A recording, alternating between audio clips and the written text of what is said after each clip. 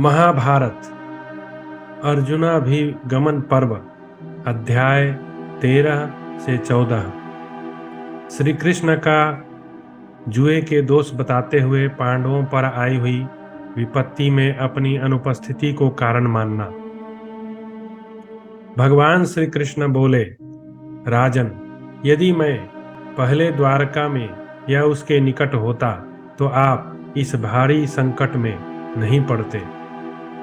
दुर्जय वीर अंबिका नंदन धृतराष्ट्र, राजा दुर्योधन तथा अन्य कौरवों के बिना बुलाए भी मैं उस द्वित सभा में आता और जुए के अनेक दोष दिखाकर उसे रोकने की चेष्टा करता। प्रभो, मैं आपके लिए भीष्म, द्रोण, कृप, बहलिक तथा राजा धृतराष्ट्र को बुलाकर कहता, कुरुवंश के महाराज, आपके पुत्रों को जुआ नहीं खेलना चाहिए। राजन, मैं द्वित सभा में जुए के उन दोषों को स्पष्ट रूप से बताता जिनके कारण आपको अपने राज्य से वंचित होना पड़ा है, तथा जिन दोषों ने पूर्व काल में वीर सेन पुत्र महाराज नल को राज सिंहासन से च्युत किया। नरेश्वर, जुआ खेलने से सहसा ऐसा सर्वनाश उपस्थित हो जाता है जो कल्पना में भी नहीं आ सकता। इसके सिवा उससे सदा जुआ खेलने की आदत बन जाती है। यह सब बातें मैं ठीक ठीक बता रहा हूँ। स्त्रियों के प्रति आसक्ति, जुआ खेलना, शिकार खेलने का शौक और मद्यपान, ये 4 प्रकार के भोग काम जनित दुख बताए गए हैं जिनके कारण मनुष्य अपने धन ऐश्वर्य से भ्रष्ट हो जाता है। शास्त्रों के निपुण विद्वान सभी परिस्थितियों में इन चारों को निंदनीय मानते हैं, परंतु द्वित क्रीड़ा को तो जुए के दोष जानने वाले लोग विशेष रूप से निंदनीय समझते हैं। जुए से एक ही दिन में सारे धन का नाश हो जाता है। साथ ही जुआ खेलने से उसके प्रति आसक्ति होनी निश्चित है। समस्त भोग पदार्थों का बिना भोगे ही नाश हो जाता है और बदले में केवल कटु वचन सुनने को मिलते हैं। कुरुनंदन, ये तथा और भी बहुत से दोष हैं जो जुए के प्रसंग से कटु परिणाम उत्पन्न करने वाले हैं। महाबाहो, मैं धृतराष्ट्र से मिलकर जुए के सभी दोष बतलाता। कुरुवर्धन, मेरे इस प्रकार समझाने बुझाने पर यदि मेरी बात मान लेते तो कौरवों में शांति बनी रहती और धर्म का भी पालन होता। राजेंद्र, भरत श्रेष्ठ, यदि वे मेरे मधुर हितकर वचन को सुनकर उसे न मानते तो मैं उन्हें बलपूर्वक रोक देता। यदि वहां सुहृद नामधारी शत्रु अन्याय का आश्रय ले इस धृतराष्ट्र का साथ देते तो मैं उन सभासद जुआरियों को मार डालता। कुरुश्रेष्ठ, मैं उन दिनों अनर्त देश में नहीं था, इसलिए आप लोगों पर यह द्वित जनित संकट आ गया। कुरुप्रवर पांडुनंदन, जब मैं द्वारका में आया तब सात्यकी से आपके संकट में पड़ने का यथावत समाचार सुना। राजेंद्र, यह सुनते ही मेरा मन अत्यंत उद्विग्न हो उठा और प्रजेश्वर, मैं तुरंत ही आपसे मिलने के लिए चला आया। भारत कुल भूषण, अहो, आप सब लोग बड़ी कठिनाई में पड़ गए हैं।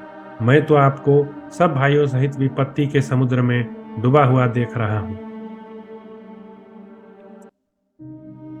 द्यूत के समय न पहुंचने में श्री कृष्ण के द्वारा साल्व के साथ युद्ध करने और सौभ विमान सहित उसे नष्ट करने का संक्षिप्त वर्णन। अध्याय 14। युधिष्ठिर ने कहा, वृष्णि कुल को आनंदित करने वाले श्री कृष्ण, जब यहाँ द्वित क्रीड़ा का आयोजन हो रहा था उस समय तुम द्वारका में क्यों अनुपस्थित रहे? उन दिनों तुम्हारा निवास स्थान कहाँ था और उस प्रवास के द्वारा तुमने कौन सा कार्य सिद्ध किया है? श्री कृष्ण ने कहा, भरतवंश शिरोमणि, कुरुकुल भूषण, मैं उन दिनों साल्व के सौभ नामक नगराकार विमान को नष्ट करने के लिए गया हुआ था। इसका कारण था वह बतलाता हूँ, सुनिए। भरत श्रेष्ठ, आपके राजसूय यज्ञ में अग्र पूजा के प्रश्न को लेकर जो क्रोध के वशीभूत हो इस कार्य को नहीं सह सका था, और इसलिए जिस दुरात्मा महातेजस्वी, महाबाहु एवं महायशस्वी दमघोष नंदन वीर राजा शिशुपाल को मैंने मार डाला था, उसकी मृत्यु का समाचार सुनकर साल्व प्रचंड रोष से भर गया। भारत, मैं तो यहाँ हस्तिनापुर में था और वह हम लोगों से सुनी द्वारिकापुरी में जा पहुंचा। राजन, वहां वृष्णि वंश के श्रेष्ठ कुमारों ने उसके साथ युद्ध किया। वह इच्छा अनुसार चलने वाले सौभ नामक विमान पर बैठ कर आया और क्रूर मनुष्य की भांति यादवों की हत्या करने लगा। उस खोटी बुद्धि वाले साल्व ने वृष्णि वंश के बहुतेरे बालकों का वध करके नगर के सब बगीचों को उजाड़ डाला। महाबाहो, उसने यादवों से पूछा, वह वृष्णि कुल का कलंक मंद आत्मा वसुदेव पुत्र वासुदेव कहाँ है? उसे युद्ध की बड़ी इच्छा रहती है। आज उसे घमंड को मैं चूर चूर कर दूंगा। अनर्थ निवासियों, सच सच बतला दो, वह कहाँ है? जहां होगा वहीं जाऊंगा और कंस तथा केसी का संहार करने वाले उस कृष्ण को मार कर ही लौटूंगा। मैं अपने अस्त्र शस्त्रों को छूकर सत्य की सौगंध खाता हूं कि अब कृष्ण को मारे बिना मैं नहीं लौटूंगा। सौभिमान का स्वामी साल्व संग्राम भूमि में मेरे साथ युद्ध की इच्छा रखकर चारों ओर दौड़ता और सबसे यही पूछता था, वह कहाँ है, वह कहाँ है?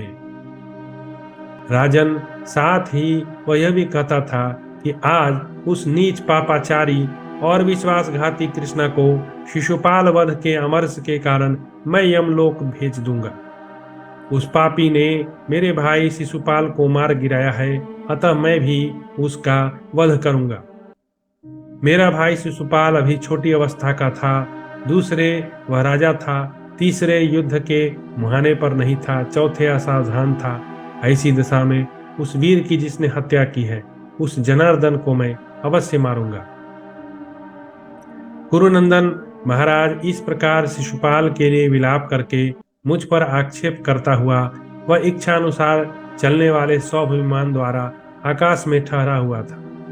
कुरुश्रेष्ठ, यहाँ से द्वारका जाने पर मैंने मातृकावत देश के निवासी दुष्टात्मा एवं दुर्बुद्धि राजा साल्व ने मेरे प्रति जो दुष्टतापूर्ण बर्ताव किया था, आक्षेपपूर्ण बातें कही थी, वह सब कुछ सुना। कुरुनंदन, तब मेरा भी मन रोष से व्याकुल हो उठा। राजन, फिर मन ही मन कुछ निश्चय करके मैंने साल्व के वध का विचार कर लिया। कुरुप्रवर पृथ्वीपते, उसने आनर्त देश में जो महान संहार मचा था, वह मुझ पर जो आक्षेप करता था तथा उस पापाचारी का घमंड जो बहुत बढ़ गया था, वह सब सोचकर मैं सौभ नगर का नाश करने के लिए प्रस्थित हुआ। मैंने सब और उसकी खोज की तो वह मुझे समुद्र के एक द्वीप में दिखाई दिया। नरेश्वर, तदंतर मैंने पांचजन्य शंख बजाकर साल्व को समर भूमि में बुलाया और स्वयं भी युद्ध के लिए उपस्थित हुआ। वहां सौभ निवासी दानवों के साथ 2 घड़ी तक मेरा युद्ध हुआ और मैंने सबको वश में करके पृथ्वी पर मार गिराया। महाबाहो, यही कार्य उपस्थित हो गया था जिससे मैं उस समय न आ सका। लौटने पर जो ही सुना कि हस्तिनापुर में दुर्योधन की उदंडता के कारण जुआ खेला गया और पांडव उसमें सब कुछ हार कर वन को चले गए, तब अत्यंत दुख में पड़े हुए आप लोगों को देखने के लिए मैं तुरंत यहाँ चला आया। इस प्रकार श्री महाभारत वन पर्व के अंतर्गत अर्जुना भिगमन पर्व में सौभवधो उपाख्यान विषयक 14वां अध्याय पूरा हुआ।